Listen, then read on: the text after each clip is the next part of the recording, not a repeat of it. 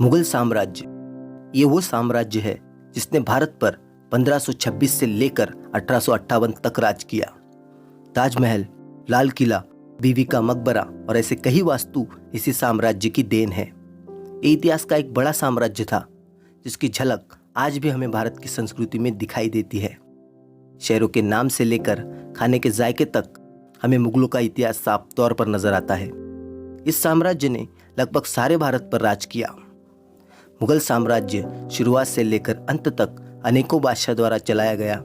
इनमें से कुछ बादशाह प्रजा के लिए अच्छे साबित हुए, जिनमें अकबर जैसे बादशाह का नाम शामिल है। पर कुछ मुगल शासकों ने क्रूरता की हद को पार कर अनेकों जुल्म किए और तख्ता हासिल करने से लेकर साम्राज्य विस्तार तक अनेकों की हत्या की। आज मैं इस वीडियो में सभी मुगल शासकों के बारे में और उनके कार्यों के बारे में आपको बताऊंगा। पर उससे पहले मेरा नाम है पवन और सही जानकारी यूट्यूब चैनल में आपका स्वागत है। और बिना किसी देरी की वीडियो शुरू करते हैं और जानते हैं मुगल साम्राज्य की शुरुआत से लेकर अंत तक का इतिहास। बाबर मुगल साम्राज्य के पहले शासक और संस्थापक थे। इनका पूरा नाम ज़हीरुद्दीन मोहम्मद बाबर था। इन्होंने लगभग ईस्वी सन 1526 से लेकर 1530 तक मुगल साम्राज्य का तख्त संभाला। इनकी जड़ें मध्य एशिया से थी और भारत आने से पहले इनका काबुल पर शासन था। 1526 में ये भारत आए और इन्होंने पानीपत की पहली लड़ाई में इब्राहिम लोदी को, जो लोदी वंश के शासक थे, उनको परास्त किया और मुगल साम्राज्य की नींव रखी। बाबर तैमूर लंग और चंगेज खां के वंशज थे। ये पिता की तरफ से तैमूर लंग के 5वें वंशज और माता की तरफ से चंगेज खां के 14वें वंशज थे। ये इतिहास के पहले शासक हुए जिन्होंने बादशाह की उपाधि धारण की। इस वजह से ही हर मुगल शासक खुद को बादशाह कहलाता था। इन्होंने अपने जीवन में 1526 ईस्वी में पानीपत का पहला युद्ध लड़ा, जो लोदी वंश के आखिरी सम्राट इब्राहिम लोदी से हुआ था। फिर 1527 में खानवा का युद्ध लड़ा, जो मेवाड़ के राजा राणा सांगा के साथ हुआ। इस युद्ध में राणा सांगा की हार हुई थी। इसके बाद 1528 में चंदेरी का युद्ध लड़ा, जो मेदिनी राय से हुआ था, जो एक राजपूत सरदार थे। यह युद्ध भी बाबर ने जीता। इसके बाद 1529 में इन्होंने अपने जीवन का आखिरी युद्ध लड़ा, जो घाघरा के अफगान के साथ हुआ। इसमें भी उनकी विजय हुई। फिर 1530 में इनकी मृत्यु हो गई। इन्होंने अपना आत्मचरित्र भी लिखा, जिसे तुजुक ए बाबरी कहा जाता है। इनका मकबरा काबुल में स्थित है। हुमायूं बाबर के बाद जो मुगल तख्त पर बैठे वो थे हुमायूं। इनका पूरा नाम नसरुद्दीन मोहम्मद हुमायूं था। ये काफी साफ दिल और नेक शासक बताए जाते हैं। इनको निर्णय लेने में थोड़ी दिक्कत होती थी, क्योंकि ये दिल का इस्तेमाल दिमाग से ज्यादा करते थे, ऐसा भी इतिहास में बताया जाता है। इन्होंने अपने पिता बाबर के कहे अनुसार संपूर्ण बाबर साम्राज्य अपने भाइयों में बांट दिया था। इनका शासनकाल 2 भागों में विभाजित किया जाता है। प्रथम शासनकाल 1530 से 1540 ईस्वी तक और द्वितीय शासनकाल 1555 से 1556 ईस्वी तक। अगर आप सोच में पड़ रहे हो कि बीच में शासन किसने किया, आप मुझे कमेंट कीजिए, उस पर एक वीडियो मैं आपको बना दूंगा। फिलहाल हुमायूं के बारे में जानते हैं। बात हुमायूं के सैन्य अभियान की करें तो इन्होंने कालिंजर अभियान, दोहरई का युद्ध, चूनागढ़ का घेरा, जो शेरशाह सूरी के लिए किया गया था, और इस अभियान में या इस घेरे के वक्त हुमायूं ने शेरशाह की जान बख्श दी थी। इसके बाद हुमायूं ने गुजरात प्रांत के शासन बहादुर शाह से भी संघर्ष किया, उन्हें परास्त किया और गुजरात को जीत लिया था। फिर 1556 में पनाह महल की सीढ़ियों से गिरकर हुमायूं की मृत्यु हो गई थी। इनका मकबरा दिल्ली में स्थित है। अकबर हुमायूं की मृत्यु के बाद जो बादशाह बने वो थे अकबर। पिता हुमायूं की मृत्यु के बाद अकबर ने ही मुगल साम्राज्य का शासन संभाला। इनका पूरा नाम था जलालुद्दीन मोहम्मद अकबर। इनका जन्म 15 अक्टूबर 1542 ईस्वी में बिरसाल के अस्तबल में हुआ था। इनकी माता का नाम था हमीदा बानो बेगम।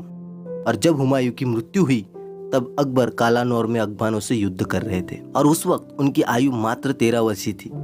तभी कालानौर में जैसे ही पता चला कि हुमायूं की मृत्यु हो गई है, अकबर के संरक्षक बैरम खां द्वारा उनका कालानौर में ही राज्याभिषेक किया गया।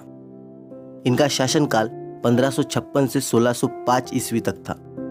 इन्होंने अपने जीवन में कई महत्वपूर्ण कार्य किए। 1562 ईस्वी में इन्होंने दास प्रथा का अंत करवा दिया। 1563 ईस्वी में इन्होंने हिंदू तीर्थ यात्रा कर हटवा दिया। फिर 1564 में इन्होंने जजिया कर भी हटवा दिया। और क्या है जजिया कर, इसका जवाब आप मुझे कमेंट बॉक्स में बताइए।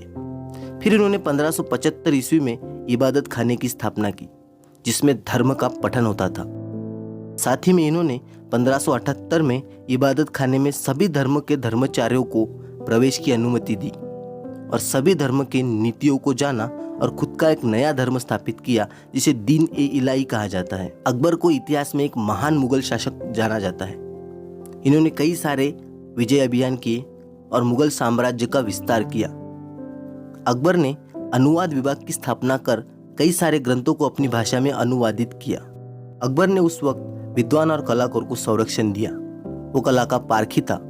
उसके वक्त कई सारे विद्वान मुगल साम्राज्य में थे, जिसमें बिरबल, मानसिंह, अब्दुल रहीम खान खाना, टोडरमल, तानसेन, अबुल फजल, फैनी, मुल्ला दो प्याजा, हकीम उकाम जैसे विद्वान शामिल हैं, जिसे अकबर के 9 रत्न भी कहा जाता है। अकबर ने मनसबदारी व्यवस्था की शुरुआत की। अकबर ने कला व साहित्य को काफ़ी बढ़ावा दिया।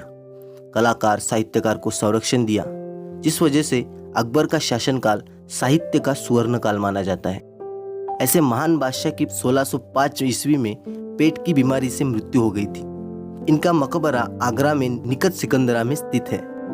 जहांगीर, इनका पूरा नाम था नूरुद्दीन मोहम्मद जहांगीर और इन्हें सलीम के नाम से भी जाना जाता है। इतिहास में इनका शासनकाल ईस्वी सन 1605 से ईस्वी सन 1627 तक देखा जाता है। ये अकबर और हरकाबाई के पुत्र थे। इनकी माता हरकाबाई आमेर के राजा बारमेल की बेटी थी। इनका जन्म 1669 ईस्वी में हुआ था। इनके बारे में कहा जाता है कि ये एक न्यायप्रिय शासक थे और इन्होंने सुवर्ण जड़ित जंजीर की घंटी अपने महल में लगवा रखी थी, जिसे बजाकर कोई भी अपनी समस्या इन्हें बता सकता था और आधी रात को भी ये लोगों की समस्या सुनते थे। इसी के साथ ये एक चित्रकार थे और चित्रकला को और चित्रकारों को इन्होंने संरक्षण दिया था, जिसमें अब्दुल समद और मसूर खां जैसे चित्रकार शामिल थे। बात इनके विजय अभियान की करें तो इन्होंने मेवाड़, अहमदनगर जैसे प्रांतों पर विजय प्राप्त कर इन्हें मुगल साम्राज्य में मिलाया था। इन्होंने अपनी आत्मकथा भी लिखी, जिसे तुजुक ए जहांगीर कहा जाता है। इनकी मृत्यु 1627 ईस्वी में लाहौर के निकट भीमवार में हुई थी और इनका मकबरा भी लाहौर के निकट शाहदरा में मौजूद है। शाहजहां, जहांगीर के बाद उनके पुत्र जो मुगल बादशाह बने, उनका नाम था शाहजहां। उन्हें खुर्रम नाम से भी जाना जाता था और उनका पूरा नाम था शहाबुद्दीन शाहजहां। इनका जन्म 1592 ईस्वी में हुआ था और इनका शासनकाल 1628 से लेकर 1658 तक देखा जाता है। ये इतिहास में अनेक कार्यों के लिए प्रसिद्ध है, जिनमें शाहजहां मुमताज प्रेम कहानी बहुत ही ज़्यादा प्रसिद्ध है। मुमताज इनकी पत्नी का नाम था, जिसे अर्जुनमंद बानो बेगम भी कहा जाता था। अपने पत्नी के याद में इन्होंने मुमताज महल बनाया, क्योंकि इनकी मौत हो गई थी और वह मुमताज महल आज ताजमहल के नाम से जाना जाता है। बात करें इनके जीवन की तो इन्होंने सत्ता प्राप्ति के लिए अपने भाइयों की हत्या करवा दी थी, जिनमें सबसे पहले 1622 में इन्होंने खुसरो की हत्या करवाई थी और बाकी भाइयों की इन्होंने राज्याभिषेक के बाद हत्या करवाई थी। शाहजहां स्थापत्य कला प्रेमी थे और इन्होंने अपने काल में ताजमहल बनाया, मयूर सिंहासन बनवाया, दिल्ली का लाल किला बनवाया। बात इनकी विजय अभियान की करें तो इन्होंने बीजापुर और गोलकुंडा को मुगल साम्राज्य में सम्मिलित किया। 1666 ईस्वी में शाहजहां की मृत्यु हो गई। शाहजहां को ताजमहल में ही मुमताज के बगल में दफनाया गया। औरंगजेब, शाहजहां के बाद उसका बेटा, जिसे औरंगजेब नाम से जाना जाता है, उसने मुगल साम्राज्य का तख्त संभाला। इसका जन्म 1618 ईस्वी में हुआ था। औरंगजेब की माता का नाम था अर्जुनमंद बानो बेगम यानी मुमताज। बात करें इसके स्वभाव की तो ये काफ़ी क्रूर शासक माना जाता है। इसने कई ऐसे काम किए जिससे गैर मुस्लिम जनता को हानि हुई। इसने जजिया कर जो अकबर ने बंद करवा दिया था, उसे दोबारा शुरू करवाया। इसने बड़ी क्रूरता से संभाजी महाराज की हत्या करवा दी और उनकी चमड़ी में भूसा भरवा दिया, ऐसा इतिहास में बताया जाता है। साथ ही में इसने सिख गुरु तेज बहादुर की भी हत्या करवाई थी और गुरु गोविंद सिंह जो सिख के गुरु थे, उनके 4 बेटों की भी हत्या करवाई थी। बात करें इसके विवाह जीवन की तो इसने 4 शादियां की थी और इसकी पत्नी दिलरस बानो बेगम काफ़ी ज़्यादा प्यारी पत्नी मानी जाती थी। औरंगजेब ने 1658 से लेकर 1707 ईस्वी तक मुगल साम्राज्य को संभाला। इस काल में इसने ज़्यादातर वक्त दक्खन में बिताया और मराठों से संघर्ष किया। बात इसकी विजय अभियान की करें तो इसने बीजापुर और गोलकुंडा को मुगल साम्राज्य में पूर्ण तौर से सम्मिलित किया था। इसने दक्खन में ही औरंगाबाद नामक शहर की स्थापना की और वही उसकी प्यारी पत्नी की मृत्यु हो गई और उसका मकबरा, जिसे बीबी का मकबरा कहा जाता है, वो वही स्थित है। बाद में 1707 ईस्वी में औरंगजेब की भी मृत्यु हो गई। औरंगजेब के बाद के काल में मुगल साम्राज्य पतन की ओर चल पड़ा। बहादुर शाह। बहादुर शाह औरंगजेब का बेटा था और औरंगजेब की मृत्यु के बाद इसने मुगल साम्राज्य की बागडोर संभाली। इसका शासनकाल 1707 से लेकर 1712 ईस्वी तक था। इसको इतिहास में शाह-ए-बेखबर कहा जाता है क्योंकि यह हर चीज से बेखबर रहता था। जहादर शाह। बहादुर शाह के बाद जहादर शाह मुगल तख्त पर बैठे। इनका भी कुछ खास कार्य इतिहास में नहीं देखा जाता। इसका शासनकाल 1712 से 1713 ईस्वी तक था। इसे इतिहास में लंपट मूर्ख कहा जाता है। फर्रुखसियर। 1713 में मुगल तख्त पे बैठे फर्रुखसियर, जिन्हें घृणित कायर भी कहा जाता है। इनका शासनकाल 1713 से 1719 ईस्वी तक था। इसके वक्त में जो ब्रिटिशर थे उन्हें बंगाल और गुजरात प्रांत में व्यापार करने की अनुमति मिली थी। साथ ही में इसी के काल में जजिया कर और तीर्थयात्रा कर की समाप्ति हो गई थी। रफ़ी-उद-दर्जात। 1719 में मुगल तख्त को रफ़ी-उद-दर्जात ने संभाला। इन्हें बादशाह नृपनिर्माता के समर्थन से बनाया गया था, पर फिर जल्दी इनको मुगल तख्त से हटाया गया।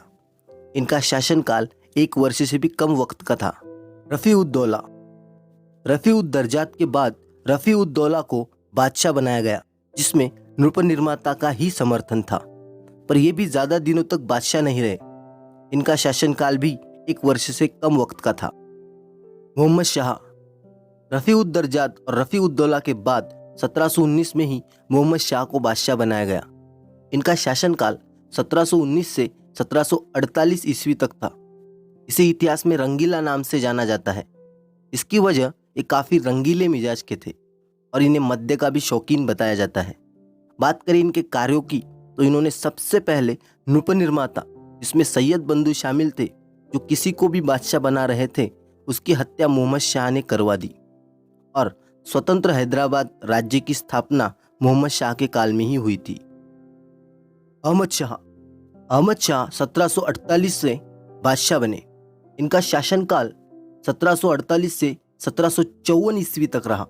इस वक्त मुगल साम्राज्य खत्म होने की कगार तक पहुंच चुका था। आलमगीर द्वितीय। आलमगीर द्वितीय 1754 में बादशाह बने। इन्होंने 1754 से 1759 ईस्वी तक मुगल साम्राज्य को संभाला। शाह आलम। आलमगीर द्वितीय के बाद शाह आलम ने तख्त को संभाला। इसने 1759 ईस्वी से लेकर 1806 ईस्वी तक शासन किया, पर कुछ खास उपलब्धि हासिल नहीं कर पाया। इसके ही शासन में 1803 ईस्वी में ईस्ट इंडिया कंपनी ने दिल्ली पर कब्जा कर लिया था। अकबर द्वितीय। शाह आलम के बाद अकबर द्वितीय ने मुगल तख्त संभाला, पर अब मुगल साम्राज्य महज नाम का ही रह गया था और हर तरफ ब्रिटिश हुकूमत पनप रही थी। अकबर द्वितीय ईस्ट इंडिया कंपनी के संरक्षण में बनने वाले पहले मुगल बादशाह थे। अकबर द्वितीय के काल में मुगल साम्राज्य दिल्ली के लाल किला तक सिमट कर रह गया था। इसका शासनकाल 1806 से 1837 ईस्वी तक था। बहादुर शाह जफर। अकबर द्वितीय के बाद जो आखिरी मुगल बादशाह बने वो थे बहादुर शाह जफर, जिनका शासनकाल 1837 से 1858 ईस्वी तक रहा और इसके बाद मुगल साम्राज्य का पतन हो गया। बहादुर शाह जफर के काल में 1857 की क्रांति हुई थी और ये मिर्जा गालिब के समकालीन थे। तो दोस्तों, ये रहे मुगल साम्राज्य के सारे बादशाह जिन्होंने मुगल तख्त को संभाला और भारत पर राज किया। आज के वीडियो में बस इतना ही। अगर आपको मेरा वीडियो पसंद आए तो प्लीज़ वीडियो को लाइक कर दीजिए और चैनल को सब्सक्राइब कर दीजिए। साथ ही में कुछ सुझाव या शिकायत हो तो कमेंट में बताइए। मिलते हैं अगले वीडियो में।